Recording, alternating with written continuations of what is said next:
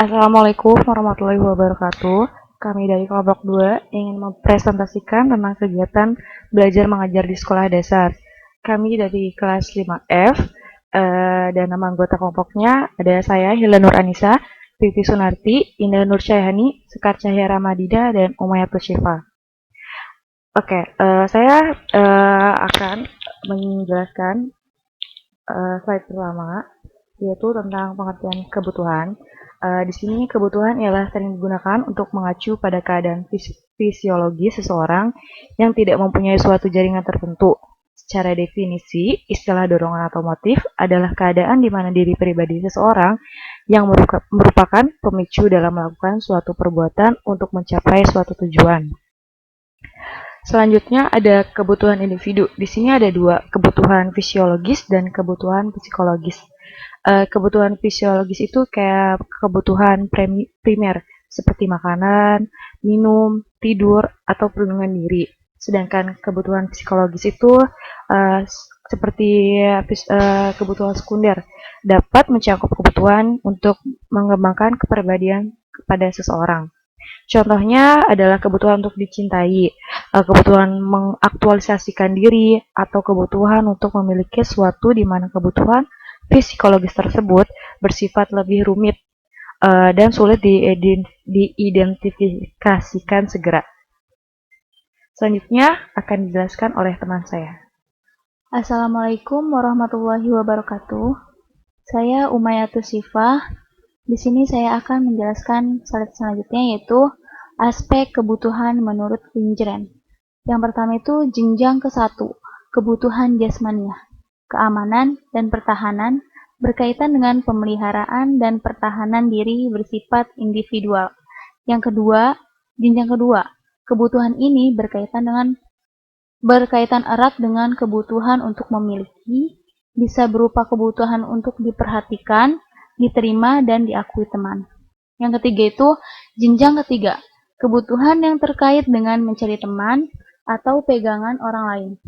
Yang keempat, jenjang kebutuhan yang terkait dengan pengembangan diri yang lebih rumit dan bersifat sosial. Nah, di sini ada aspek kebutuhan anak usia sekolah dasar. Yang pertama, kebutuhan jasmaniah pada anak usia sekolah dasar, yaitu maksudnya setiap anak itu selalu berkembang. Nah, yang hanya kita perlu memperhatikan pola makan dan minumnya meningkat atau tidaknya. Yang kedua itu kebutuhan akan kasih sayang.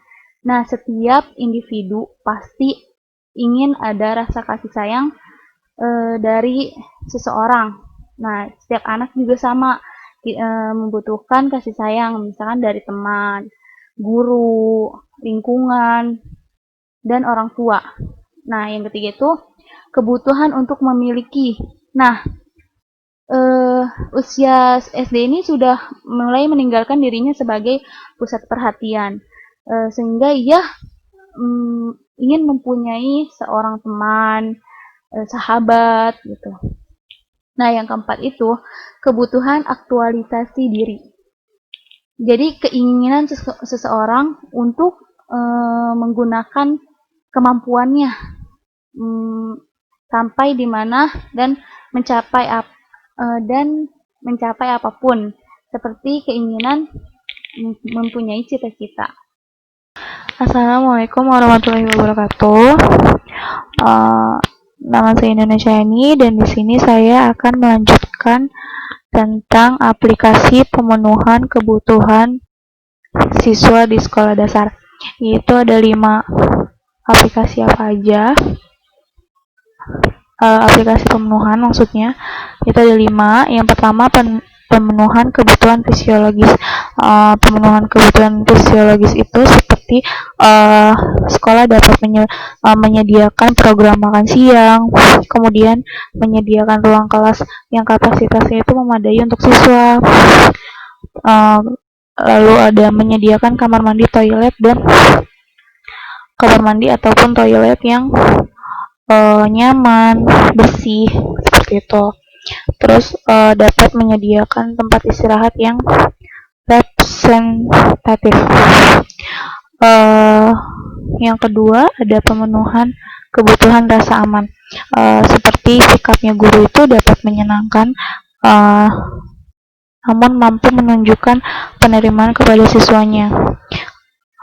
Kemudian adanya konsisten dari sikapnya guru, yaitu yang nggak berubah-ubah gitu. Terus dapat bersikap secara adil antara siswa yang misal A dan yang B itu tidak membeda-bedakan. Kemudian dapat lebih banyak berperilaku positif dibandingkan negatif. Yang ketiga itu ada pemenuhan kebutuhan kasih sayang atau penerimaan. Misal gini, antara hubungan guru dengan siswa itu guru itu dapat memberikan rasa empatik atau peduli atau bahkan sabar dan adil. Terus guru dapat memberikan komentar yang baik-baik dibandingkan yang negatifnya.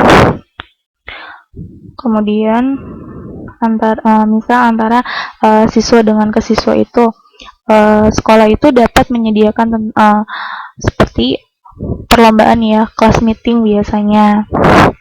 Lalu lanjut ke pemenuhan kebutuhan harga diri. Jadi gini, guru itu dapat melibatkan semua siswa untuk berpartisipasi dalam bertanggung jawab.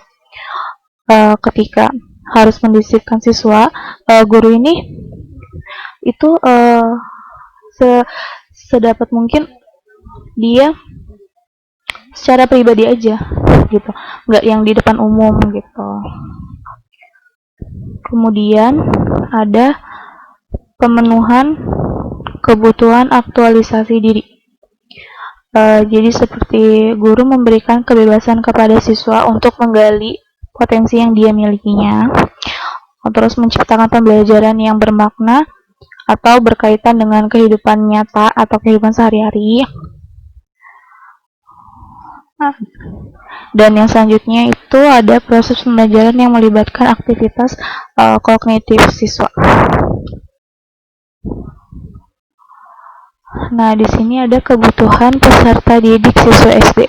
Itu ada 4, yaitu yang pertama ada anak SD senang bermain. Namanya juga anak-anak ya, jadi dia lebih suka yang namanya main-main. Jadi guru tuh perannya hendaknya atau seharusnya menciptakan model pembelajaran yang serius tapi santai gitu. Kedua, anak SD itu senang bergerak. Jadi guru itu hendaknya merancang model pembelajaran yang memungkinkan anak itu bisa aktif dalam bergerak, karena kalau duduk terus mereka jenuh. Yang ketiga, anak dapat senang belajar dalam berkelompok. Nah, itu tadi guru dapat meminta siswa untuk membentuk kelompok antara 3-4 orang. Kemudian siswa diminta untuk bertanggung jawab atau menyelesaikan atas tugas-tugas yang guru berikan. Seperti itu. Yang terakhir ada anak SD senang merasakan atau melakukan bahkan memperagakan sesuatu secara langsung. Contohnya gini, dengan cara membawa anak-anak langsung ke luar ruangan atau luar kelas dengan menunjukkan bahwa setiap arah angin itu bahkan sedikit menjulurkan lidahnya, atau akan diketahui secara posisi dari mana angin itu bertiup. Assalamualaikum warahmatullahi wabarakatuh. Saya Tivi Sunarti dari kelompok 3. Nah, di sini saya akan membahas tentang karakteristik anak usia sekolah dasar. Nah, di sini kita harus tahu dulu karakteristik itu apa. Nah, karakteristik adalah sifat-sifat yang dimiliki seseorang atau ciri-ciri dari seseorang. Karakter anak usia dasar yaitu senang bermain, senang bergerak, senang bekerja, dan berkelompok, atau senang melakukan sesuatu secara langsung. Nah, jadi anak-anak itu kayak lebih aktif, apalagi dengan adanya teman-temannya itu anak semakin aktif dan susah diaturnya. Oke, nah di sini selanjutnya ada perkembangan fisik. Perkembangan fisik yaitu mencakup pertumbuhan biologis seperti otak, otot dan tulang. Nah, fisik yang kita miliki. Jadi di sini pada usia 10 tahun, baik laki-laki maupun perempuan, tinggi dan berat badan bertambah kurang lebih 3,5 kilo. Namun setelah usianya remaja yaitu 12 sampai 13 tahun, perempuan berkembang lebih cepat daripada laki-laki. Itu disampaikan oleh Sumantri dan kawan-kawan tahun 2005. Nah, selanjutnya ada perkembangan kognitif. Perkembangan kognitif yaitu mencakup perubahan dalam perkembangan pola pikir. Nah, di sini menurut Piaget,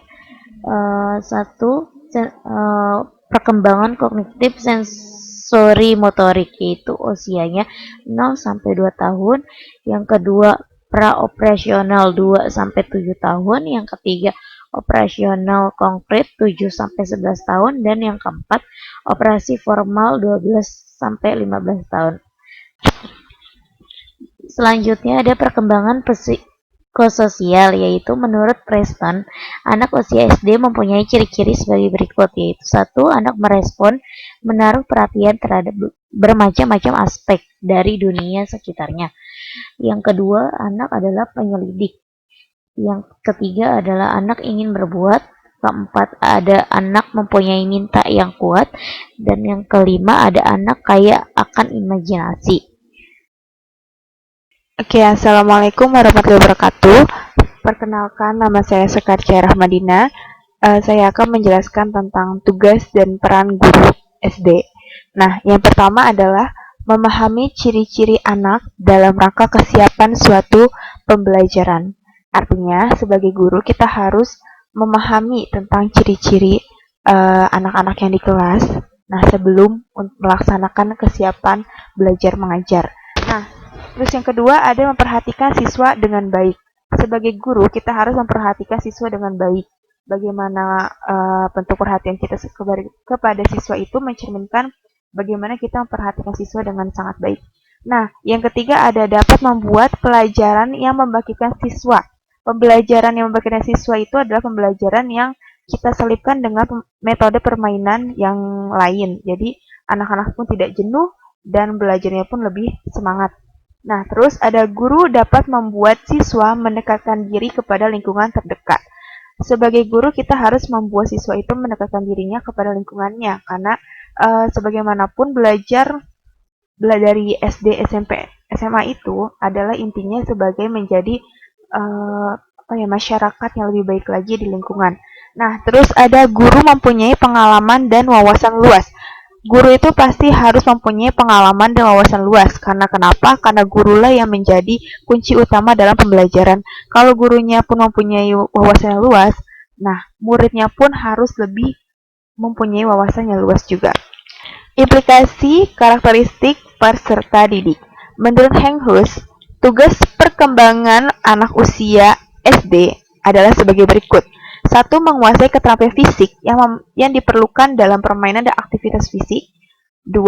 Membangun hidup sehat mengenai diri sendiri dan lingkungan. 3. Belajar bergaul dan bekerja dalam kelompok sebaya. 4. Belajar menjalankan peranan sosial sesuai jenis kelamin. 5. Mengembangkan keterampilan dasar membaca, menulis, berhitung. 6. Mengembangkan konsep-konsep hidup yang perlu dalam kehidupan. 7. Mengembangkan kata hati, moral, dan nilai-nilai sebagai pedoman perilaku. Dan yang terakhir adalah mencapai kepribadian mandiri.